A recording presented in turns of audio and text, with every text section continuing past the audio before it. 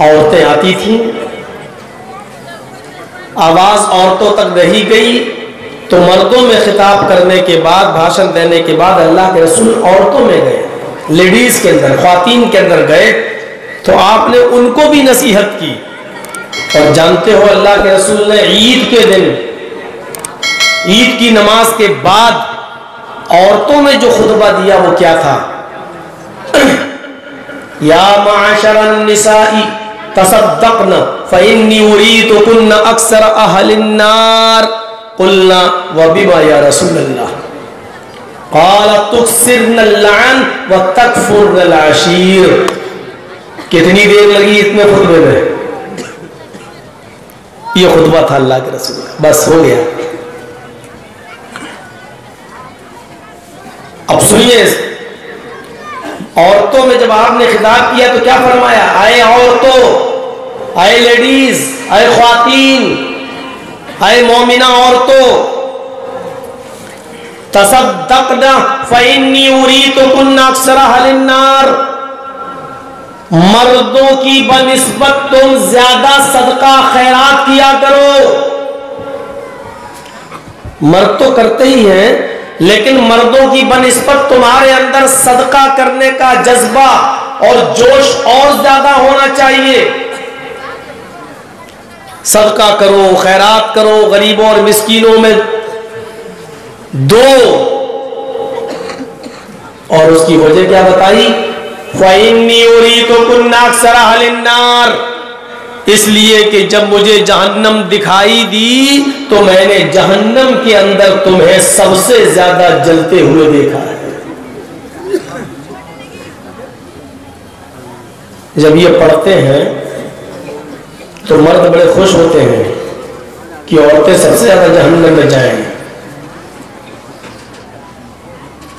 ऐसा लगता है जैसे उनको खुशी होती है, लेकिन ये नहीं सोचते कि वो औरतें भी हमारी मां, बहन, बेटियां हैं, सिर्फ बीवी नहीं होती है।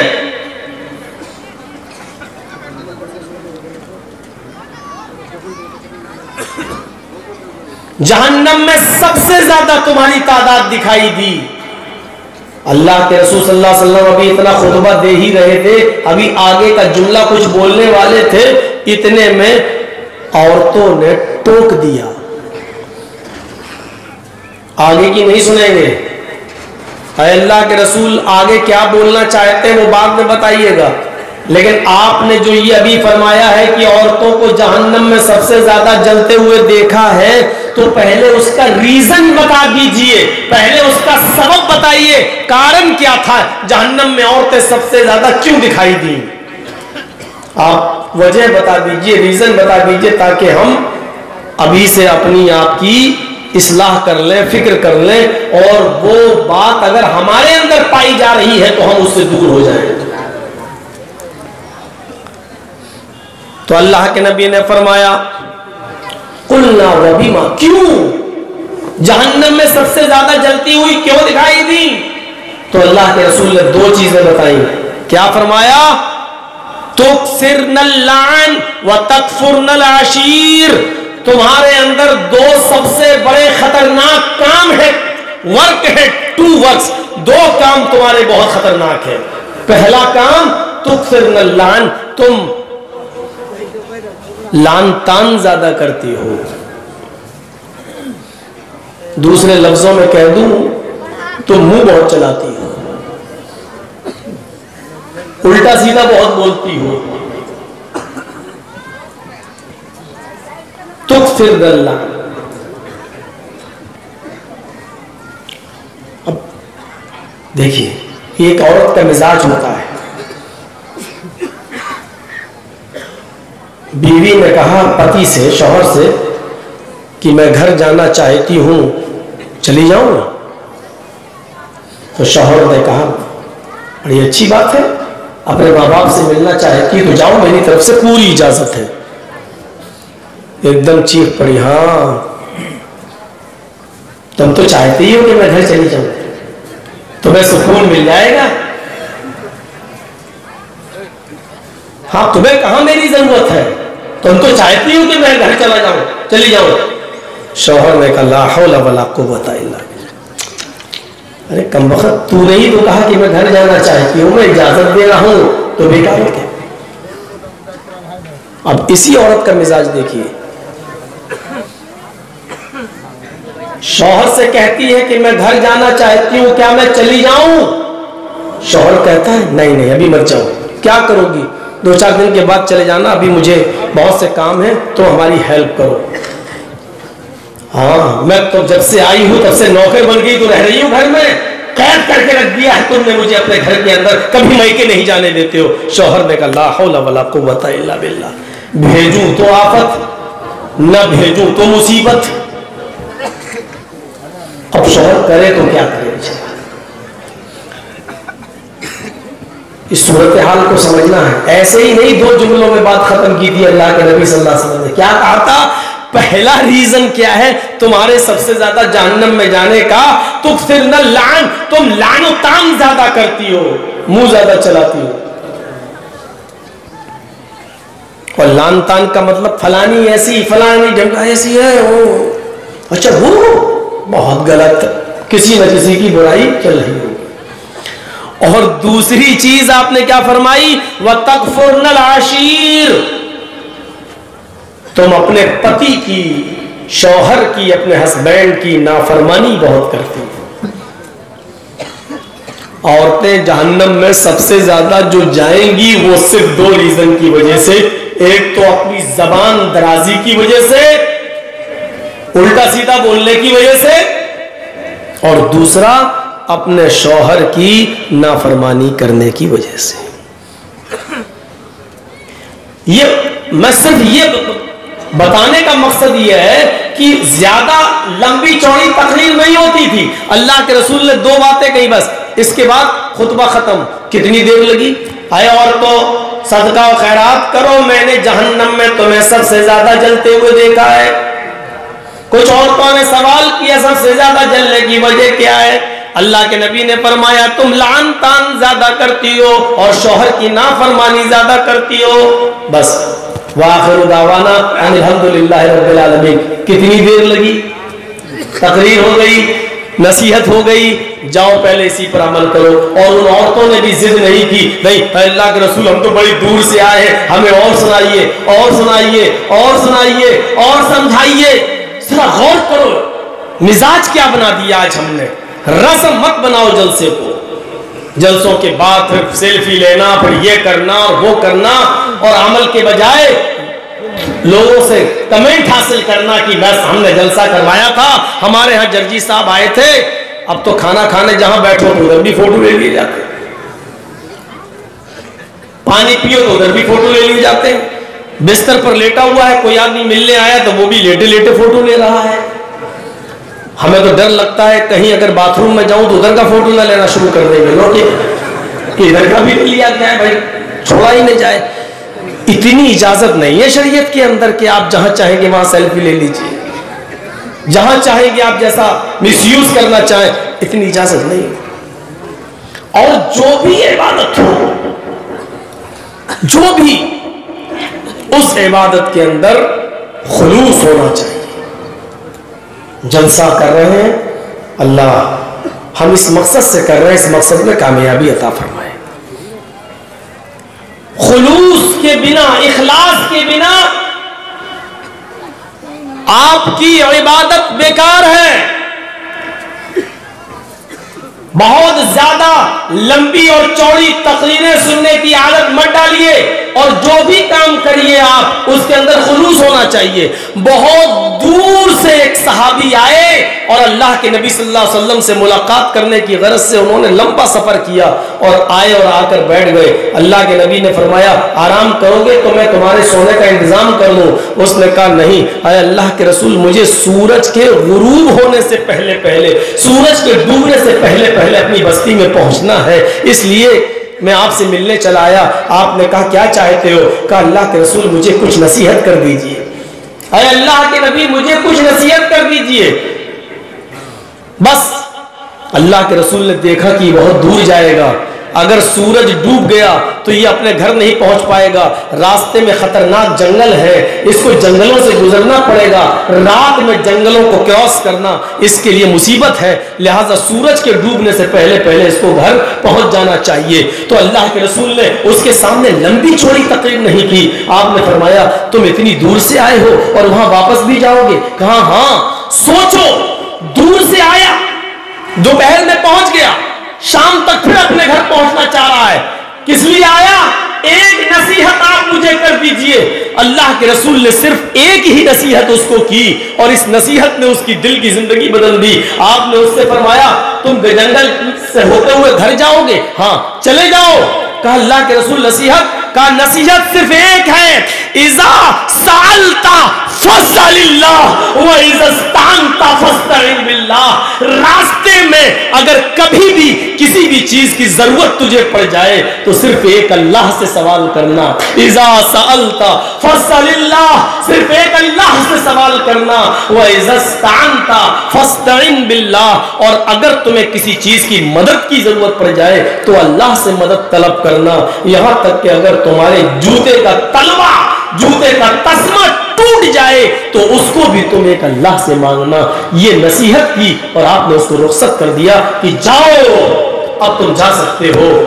गौर करो, इन 3 बातों में कितना टाइम लगा। तुम जा रहे हो, जाओ, रास्ता लंबा है, सूरज के डूबने से पहले तुम्हें अपने घर पहुंचना है। इन बस एक नसीहत याद रखना, अगर कभी किसी चीज का सवाल करना हो तो अल्लाह से सवाल करना, अगर मदद मांगना हो तो अल्लाह से मदद मांगना, और तुम्हारा जूता भी अगर टूट जाए, उसके नीचे का तलवा भी अगर टूट जाए तो उसका सवाल भी अल्लाह से करना।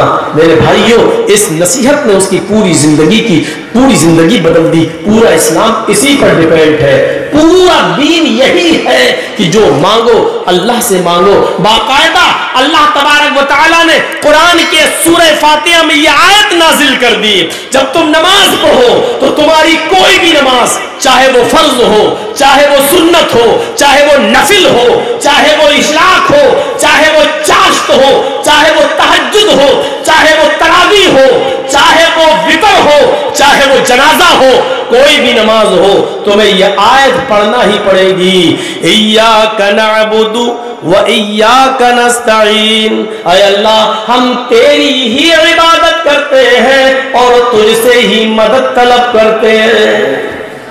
ये आपको अल्लाह से वादा करना पड़ेगा, उसके बाद आप कुछ काम करिए। रुकू सजदा बाद में करिए, कयाम बाद में करिए, आपका अत्तहियात बाद में बैठिए, दरूद शरीफ बाद में पढ़िए, सलाम बाद में फेरिए। पहले अल्लाह से वादा करो कि जब भी तुम इबादत करोगे तो सिर्फ एक अल्लाह की इबादत करोगे, और जब मदद तलब करोगे तो एक अल्लाह से मदद तलब करोगे।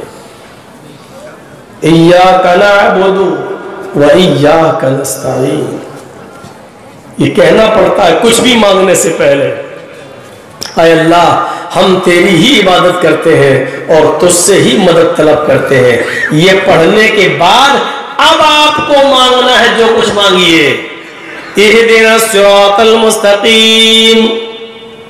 ऐ अल्लाह, भी हमने कहा कि इबादत तेरी करेंगे और मदद भी तुझसे लेंगे, तो अब तू मेरी मदद फरमा। हम इबादत में लगे हुए हैं, नमाज पढ़ रहे हैं, रुकू कर रहे हैं, सजदा कर रहे हैं, अब तू मेरी मदद भी कर, क्योंकि इबादत करना मेरा काम है और मदद करना तेरा काम है। इसलिए अल्लाह, इबादत मैंने शुरू कर दी, तू भी मदद करना शुरू कर दे, और सबसे पहले मेरी मदद इस काम पर कर।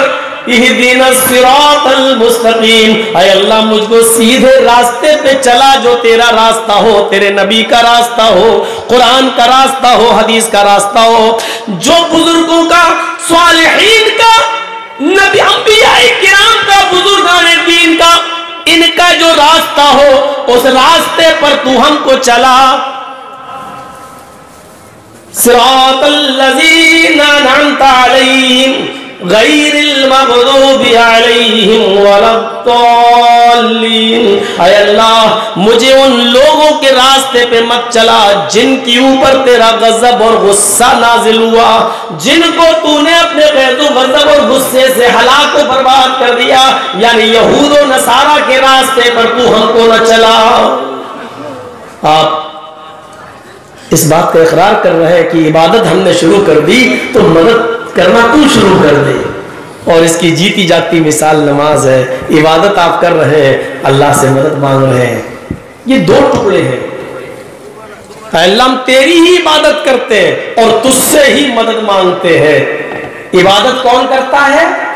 बंदा। और मदद कौन करता है? अल्लाह। इसका मतलब क्या है? बंदे तू अपना काम कर, मैं अपना काम करूंगा। तेरा काम क्या है? तेरा काम यह है कि इबादत तू मेरी करता जा और मेरा काम यह है कि हम तेरी मदद करते जाएं। ये इस बात का इकरार है। हम अल्लाह की इबादत करना शुरू कर दें, अल्लाह हमारी मदद करना शुरू कर दे। और अब इबादत किसको कहते हैं? मस्जिद में चले जाओ, 4 रकात नमाज पढ़ लो, यही इबादत है? नहीं। हर वो काम इबादत है जिस काम के करने पर आपको सवाब मिलता है। हर वो काम इबादत है। रास्ते में पत्थर पड़ा हुआ है, उसको हटा देना और रास्ते से दूर कर देना भी इबादत का हिस्सा है। कांटा पड़ा है, छिलका पड़ा है, किसी अंधे का पैर इस पर न रख जाए, फिसल न जाए, कोई बूढ़ा आदमी न देख पाए, बेचारा वो गिरेगा, घुटने के बल बेचारे की कमर में रीढ़ की हड्डी टूट जाएगी, आपने उसको हटा दिया। ये भैया एक कान में मैंने आज तो लगा लिया है, लेकिन कल मत लगाइएगा। ये तो ऐसा लग रहा है जैसे औरतों वाली चुटियां मैंने अपने पीछे डाल ली है यार, बड़ा डेंजर में लगाइए।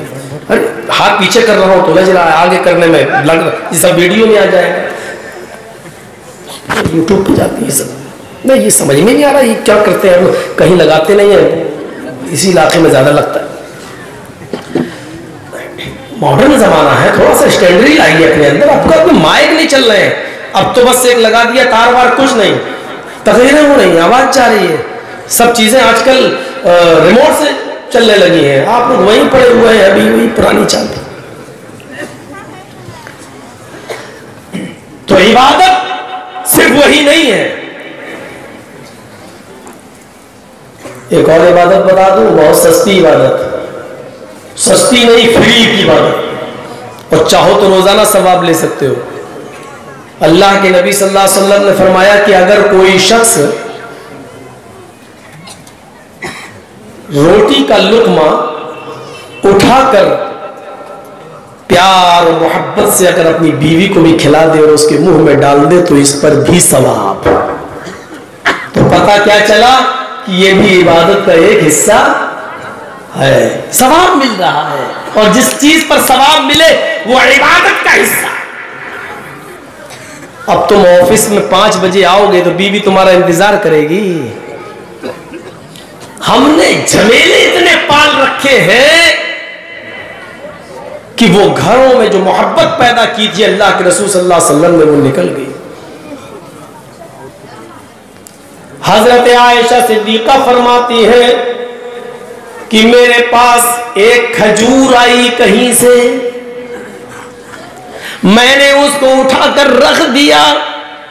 अल्लाह के नबी सल्लल्लाहु अलैहि वसल्लम मस्जिद में नमाज पढ़ाने गए हैं, थोड़ी देर लोगों को वाज़ो नसीहत करेंगे, दावत और तबलीग के बाद थके हुए घर आएंगे। पता नहीं आपने कुछ खाया होगा या नहीं खाया होगा, कुछ पिया होगा या नहीं पिया होगा। ये खजूर मेरे पास कहीं से आई, मैं उस खजूर को रख देती हूं, अल्लाह के नबी को खिला दूंगी। एक खजूर, और उसको खुद नहीं खा रही है, अल्लाह के रसूल के लिए रख दिया। जज्बा देख रहे हैं शौहर की का कितना ख्याल। और कौन? अम्मी आयशा। और उम्र कितनी है इस वक्त? होगी तकरीबन 14 साल या 15 साल की बस। और जब 18 साल की हुई थी हजरत आयशा, तब तो अल्लाह के रसूल इस दुनिया ही से चले गए थे। ये पहले का वाकया है, 3-4 साल पहले का। 14-15 साल की अबू बकर की बेटी और नबी अकरम की बीवी में इतनी अकल। आज हमारी बच्चियों की शादी जब होती है 20, 22, 25 साल की उम्र में, तो बाप की तरफ से जो जहेज का सामान मिलता है, इन औरतों को, हमारी बेटियों को अपने घरों में ससुराल जाने के बाद अपने माँ बाप के तरफ से मिले हुए बर्तनों को भी संभालना नहीं आता है। अभी वो उसको भी सही तौर से सजाकर नहीं रख पाती हैं। उनको ये सलीका नहीं, क्योंकि कॉलेजेस और यूनिवर्सिटीज की पढ़ाई ने उनको गृहस्थी चलाने के सलीके से महरूम कर दिया है। वो बेचारी ये जानती हैं कि बच्चे पैदा होंगे तो मैं मम्मी हो जाऊंगी और अपने शौहर से डैडी कहलवाऊंगी। वो डैडी और मॉम शॉर्ट होता चला गया, अब तो डैड रह गया है। पापा को पा कहा जाने लगा है। जो लफ्ज अम्मी था वो मम्मी में बदल गया है, और मम्मी से भी बदलकर अब मॉम हो गया है। अब कुछ दिनों के बाद ये जलाने वाली मॉम न बन जाए, जिसको हम मोमबत्ती बोलते हैं। ये मुखफ़फ़ होते होते, शॉर्टकट होते होते कहां तक जाएगा, ये तो हमारे डिजिटल इंडिया बनाने वाले ही बता पाएंगे इसका जवाब, कि ये शॉर्टकट फार्म कहां जाएगी और कहां जाकर रुकेगी। एक खजूर आया और उस खजूर को उठाकर रख दिया हजरत आयशा सिद्दीक़ा। लेकिन फरमाती हैं कि वो अल्लाह के नबी को आने में देर हुई, इतने में मेरे घर में एक साइला आ गई। जाअतनी साइला, एक मांगने वाली आई। माहा सबैयान, उसके साथ उसके 2 छोटे छोटे बच्चे थे। और सुनो, जबरदस्त वाकया है। मैंने वो एक खजूर मैंने उठाकर रख दी, एक मांगने अल्लाह के नबी के लिए कि मेरे हस्बैंड आएंगे, मेरे सरताज आएंगे, मैं उनको खिला दूंगी। लेकिन अल्लाह के नबी को आने में, मेरे शौहर को आने में देर हुई। एक साइला आ गई, एक मांगने वाली आई, उसके साथ 2 छोटे छोटे बच्चे थे। उसने कहा शैअन लिल्लाह, आए मोहम्मद की बीवी, आए सारी दुनिया के मुसलमानों की मां, अल्लाह के नाम पर मुझे कुछ दे दे। हजरत आयशा ने दरवाजा खोला, देखती है बाल बिखरे पड़े, कपड़ों में पैबंद लगा हुआ है, जोड़ लगे हुए हैं, 2 छोटे छोटे बच्चे हैं उसके साथ, जो भूख की वजह से उनके चेहरों पर बदरौनकी छाई हुई है। उनके चेहरों से छलक रहा है कि इन बच्चों ने कई दिन से खाना नहीं खाया है। यह मंजर देखकर आयशा सिद्दीका की आंखों में आंसू, कहती है कि वे अंदर चली गई। जो खजूर मैंने अल्लाह के नबी के लिए बचा कर रखी थी, मैं उसी खजूर को ले आई, क्योंकि नबी अकरम ने ही कभी कहा था, अय और तो सदका करो, खैरात करो। कहती है कि मैं वो खजूर ले आई, एक खजूर में किसी का क्या हो जाएगा। कहती है कि कुछ नहीं था तो वही दे दिया मैंने। जैसी उस औरत ने वो खजूर लिया, मैंने दोनों बच्चों को देखा कि दोनों बच्चे अपने मां के हाथ के खजूर को देखने लगे। दाएं तरफ जो बच्चा था वो चाहता था कि ये खजूर मुझे मिल जाए, बाएं तरफ का बच्चा चाहता था कि मां ये खजूर मुझे दे दे। आयशा फरमाती है, मैंने उस औरत को देखा, उसने उस खजूर के 2 टुकड़े कर दिए, बीच से गुठली निकाली और फेंक दिया, और उस खजूर के उसने 2 टुकड़े किए, 2 पार्ट्स में डिवाइड कर दिया। हाफ आधा खजूर उसने इस बच्चे को दे दिया और आधा खजूर उसने इस बच्चे को दे दिया। ये बुखारी में है, ये हदीस बुखारी में है। लेकिन मुस्लिम शरीफ की हदीस में थोड़ा सा जुमला बदला हुआ है। हजरत आयशा कहती है कि मेरे पास 3 खजूरें कहीं से आ गई। मैंने दोनों हदीसें मैं आपके सामने पेश कर दे रहा हूं। ये वाली मैंने कर दी बुखारी की, अब मुस्लिम भी सुन लो। मुस्लिम के अंदर क्या है, मेरे पास 3 खजूरें कहीं से आई, मैंने उन खजूरों को अल्लाह के नबी के खाने के लिए रख दिया था। नबी को आने में देर हुई, एक मांगने वाली मेरे दरवाजे पे आई, मैं उन 3 खजूरों को लेके निकली। मैंने देखा उस औरत के साथ 2 बच्चे हैं। मैंने उन 3 खजूरों को उस औरत को दे दिया। उस औरत ने एक खजूर एक बच्चे को दिया, दूसरा खजूर दूसरे बच्चे को दे दिया, और एक खजूर उसने अपने खाने के लिए रख लिया कि इसको मैं खा लूंगी। बच्चों ने अपने अपने खजूर खा लिए। मां अपने दोनों बच्चों को देख रही है, दोनों बच्चों ने अपने अपने खजूर खा लिए। हजरत आयशा कहती है कि मैंने अपनी नजरों से देखा, फिर उन बच्चों ने अपनी मां के खजूर पर भी नजर जमा ली, गोया कि वो मांग रहे हो अम्मी ये खजूर भी मुझे दे दो। और दूसरा शायद उसकी आंखें भी यही सवाल कर रही थी कि अम्मी तुम न खाओ, मेरी भूख नहीं मिटी है, ये मुझे दे दो। आयशा फरमाती है उन बच्चों ने जबान से तो नहीं मांगा, लेकिन उन बच्चों की नजरों ने मां को यह बता दिया कि मेरे बच्चे, उनकी आंखें क्या सवाल कर रही हैं। उस मां को रहम आया, उसने खजूर खुद नहीं खाया, बच्चों ने अपने अपने खजूर खा लिए, और मां ने अपने खजूर की गुठली निकाली और फेंका, और अपने उस खजूर के 2 टुकड़े कर दिए। आधा इस बच्चे को दे दिया और आधा इस बच्चे को दे दिया। यहां तक थोड़ा सा अल्फाज में फर्क था, वहां 1 खजूर यहां 3 खजूर, लेकिन यहां आने के बाद एक हो गए कि तीसरी खजूर जो मां के पास थी, मां ने उसको भी नहीं खाया, बल्कि उस खजूर को भी 2 टुकड़ों में बांट दिया, एक इसको एक इसको। बच्चों को खिला दिया और दुआ दे के चल दी। थोड़ी देर के बाद अल्लाह के नबी सल्लल्लाहु अलैहि वसल्लम घर में तशरीफ लाए। कहा आयशा तुमने कुछ खाया? हजरत आयशा फरमाती हैं नबी ने मेरे बारे में पूछा जरूर कि तुमने कुछ खाया कि नहीं खाया, लेकिन हकीकत यह है कि अल्लाह के नबी ये पूछना चाह रहे थे आयशा क्या कुछ मेरे लिए भी मौजूद है या नहीं। एक शौहर की जिम्मेदारी देखिए, क्या कहते हैं आयशा तुमने कुछ खाया? मैं तो सुबह से दावत व तबलीग में गया था, तुमने कुछ खाया?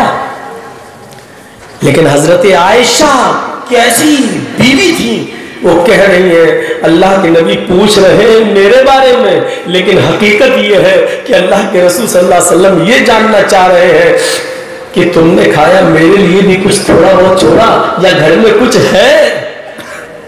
बीवी की नजरें पहचानने वाली होनी चाहिए शौहर की हालत को। आयशा पहचान कहने लगी है अल्लाह के नबी मेरी फिक्र छोड़िए, मेरे पास 1 खजूर थी या 3 खजूरें थी, मैंने आपके लिए रख लिया था। अच्छा फिर क्या हुआ, तुम खा गई हो क्या? नहीं, जब आपके लिए रखा था तो मैं कैसे खाती? तो फिर क्या हुआ? कहा एक मांगने वाली आई, ओ फिर उसके साथ तो छोटे छोटे बच्चे थे।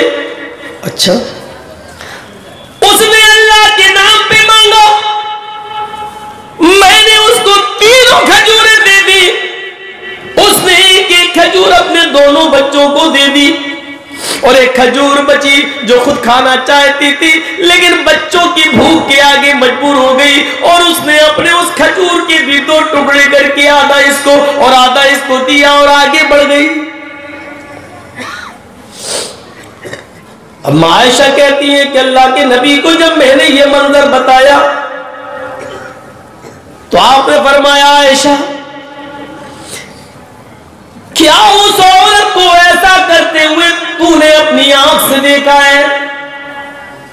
मैंने जवाब दिया, हाँ।